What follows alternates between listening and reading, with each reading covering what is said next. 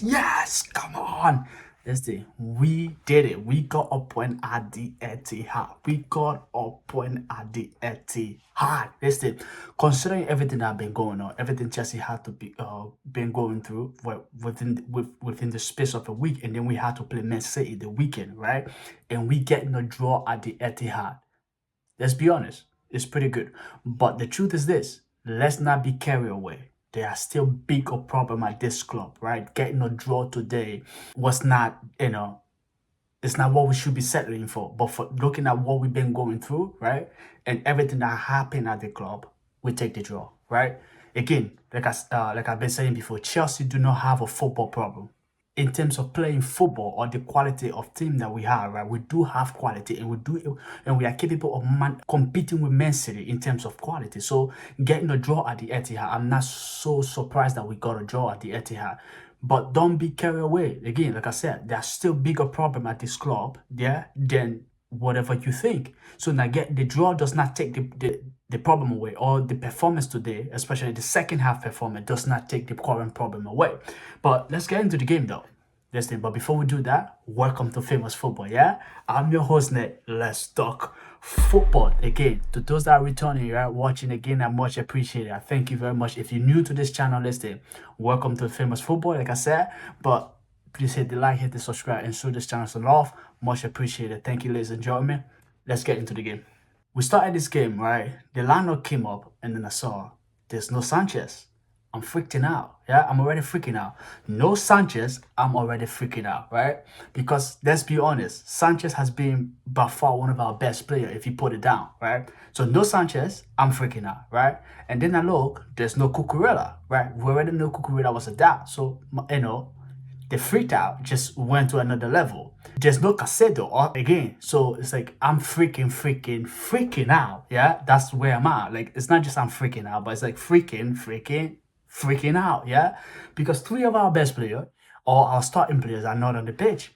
And not just that, to add to it, right? I look at the lineup, there's no Fofana.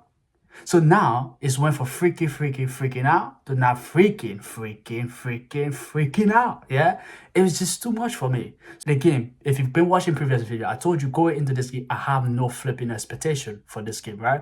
Or my expectation for this game was below the ground. Where if like I said before, 6 feet below the ground. There's no expectation. I didn't have any expectation for this game. Now getting the draw, that's nice, right? Regardless how you feel about everything that is going on, right? The second half performance, this thing makes you feel a bit good. Even though you know Chelsea, you didn't count on Chelsea winning this game, but getting the draw as a Chelsea fan, it must feel good regardless of how everything is going on. And that doesn't change what's happening. Like I said, we didn't have all of these people, right? No Kowe, no Fofana, no Sanchez, no Cucurella, no Caicedo, right?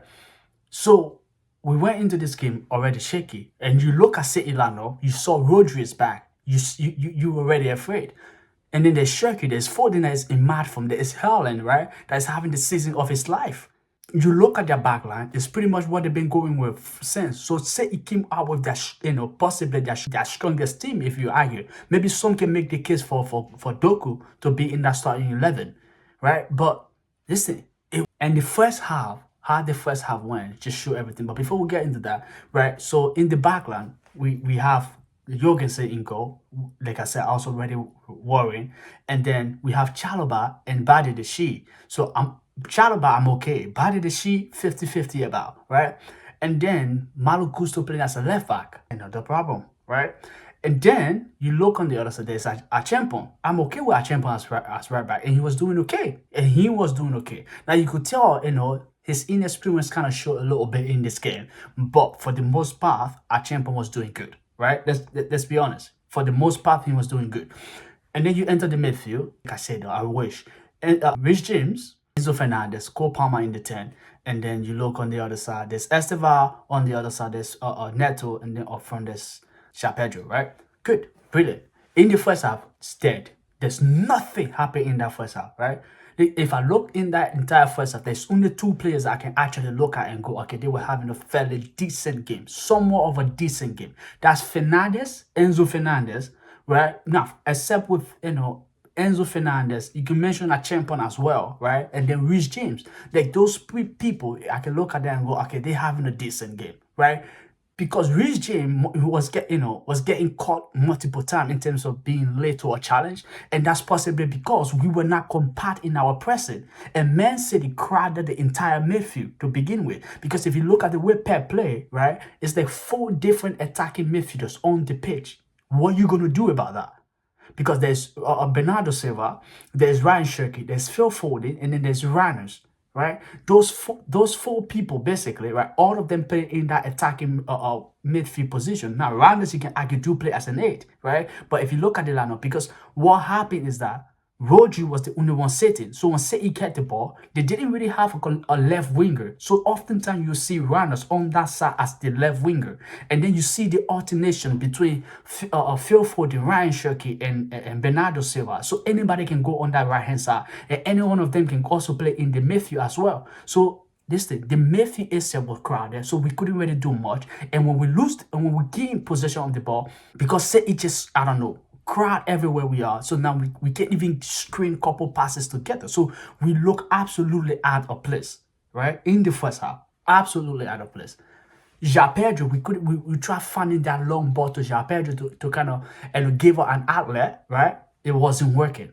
The wingers, it wasn't working, right? City was recovering every single ball. Diaz was on it. Vardy was on it. Who else? Nunez was on this. O'Reilly, every single one of them was on it. Listen, like I was telling somebody, for Estevao to be able to come out and be Estevao, like we know in that 1v1 situation, right? We didn't get a lot of that in the first half to be able to put ourselves in that position. So we were already struggling, right? So he, on the other hand, he had a bad game, but it's not entirely because of, he was terrible, but it's because the entire team, the way we set up, didn't favor anybody to be able to play the way they wanted to play. Even Palmer was losing the ball way too much than I could count. And it was getting to a point where I could say it was frustrating for me to watch him, right? Because for Palmer to be good, you need for Palmer to be Palmer, he needs the entire team around him to come alive to an extent. Right, then you get to see his ability. Because all the last 3 minutes of the game, I would say, when we scored that goal, or the equalizing goal, after Fernandez scored that goal, you saw Palmer came alive a little bit. He started to shoot a little bit of what we know, right? So the first half was definitely abysmal, right? It's a shamble to watch, and pretty much just even going into the game, that's kind of what we expected, right, to see from Chelsea. In a way, we didn't really expect much from them. We didn't expect Chelsea to do much, but it came out, but not so bad, right? But then the second half came, substitution was made, Santos came in. Listen, Santos gave the man his props, gave Andre Santos his props. Now, I saw something, some news the other day that Maresca were asking, is Andre Santos ready to start if Caicedo is not, right? And we are seeing multiple times that he's capable of doing the job. And today, coming in this game against Manchester City, doing what he did. Now, forget everything that's going on at the club. All our problem with the owners, right? They say, like, what's his name? The coach said, right? The guy that failed, I'm just forgetting his name, McFinney, right? Like he said, it's not about him, it's about the players. Let's give them their props because they also going through the exact same thing we're going through. We know how most of them feel about Maresca. They like him, they enjoy working under him, but they also have to go through what we're going through, right? And our problem is with the owners, right? They don't get to say that. We get to say that. But today, Enzo Santos, he did extremely well. Once he came in that game, the entire game shifted, right? Because he then become almost like an athlete for us again, getting on the ball, and not just getting on the ball, but also being very clinical defensively. He was also good at that, and that kind of helped us and alleviate some of the pressure off of Rich James. In the first half, it was just Rich James that had to do that, right? Fernandez was trying his best, but not very much. Right, we know we can really count on Fernandez's defensive abilities. No, we can't. But when it comes to like advancing with the ball, going high off the pitch, doing something in the opposition half, those are the things we look at Enzo Fernandez to do. Right, and in the second half, he got to do a little bit of that when Santos came on. So then, like I said, the pressure that was on Rich James and him were alleviated a little bit because then Santos took some of that responsibility on him and he was able to live up to them as well. So well done to him. But there was one substitution I was not okay with. Why was what's his name coming off? Now, I wasn't okay with it, but again, it did lead to us scoring a goal because when Achempo came, I wasn't okay with Achempo coming off for Hato, who necessarily, to be honest, didn't really do quite bad, but I wasn't okay with that because it's Mensei. And when he came in, you know, immediately you saw what if you watched again, you will know what I mean. He made a couple mistakes here and there, right? Don't get me wrong. Josh also did his own ball. They redeemed himself, gave the ball to Haaland, and then was able to redeem himself. Even though we got Messi, he got a corner out of it, but he was able to redeem himself, right? Hato on the other hand, you can say the same thing. But Hato coming in, going to the left and side, and then Malo Gusto playing in that traditional football role that he did under Pochettino, right? That led to us scoring the goal, putting in that cross, and then Enzo Fernandez was there at the end of it to be able to bury it, right? But the second half, all in all, we look a little bit better. Now, I would love to think that City did take their foot off the gas a little, not even a little, but much, right? Way too much. I think they sit back, and I think the center back substitution also kind of disrupted their rhythm as well. If anybody watched the game, you will know. Right, Kuzinov was definitely solid. Right, coming in, he was definitely solid. He gave it his all as well. Now I was expecting he was going to be the weak link, but he ended up being pretty good. Ake coming in as well. Now you can say they didn't really make any kind of mistake, but sometimes again that center back substitution, you kind of just ruin the entire rhythm, and nobody know. You know, it's like the flow is ruined. To be honest with you, because it's in the middle of the game. That those two people, the center back pairing, if two or three, it's very important.